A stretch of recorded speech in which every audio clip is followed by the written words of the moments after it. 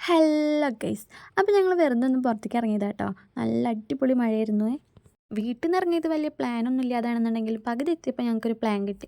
അങ്ങനെ ഞങ്ങളിതാ real hyper മാർക്കറ്റിലേക്കാട്ടോ പോയത്.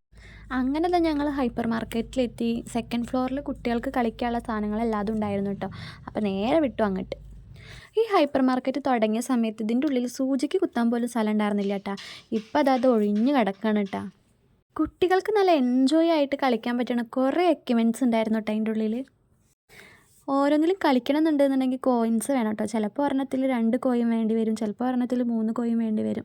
അങ്ങനെ കോയിൻ ഇട്ട് കഴിഞ്ഞാൽ നമുക്ക് ആ ഗെയിം കളിക്കാൻ പറ്റുള്ളൂ കേട്ടോ. ചെറിയ ആളിതാ അപ്പോൾ ബോൾസൊക്കെ കണ്ടപ്പോൾ അത് പെറുക്കി കുറേ നേരം അവിടെ ഇരുന്ന് കളിച്ചുട്ടാ. അവൻ ബോൾസൊക്കെ എടുത്ത് പുറത്തേക്ക് അറിയാൻ നോക്കണത്. അപ്പോൾ അത് അങ്ങോട്ട് പെറുക്കിയിട്ടും ഇങ്ങോട്ട് പെറുക്കിയിട്ടും ഞങ്ങൾ കുറേ നേരം വലഞ്ഞുട്ടാ. കുട്ടിയുള്ള ബോൾസൊക്കെ പെറുക്കി പുറത്തേക്ക് അറിയണത് കണ്ടപ്പോൾ ഞങ്ങളിതാ പതുക്കെ അവിടെ നിന്ന് വലിഞ്ഞുട്ടാ.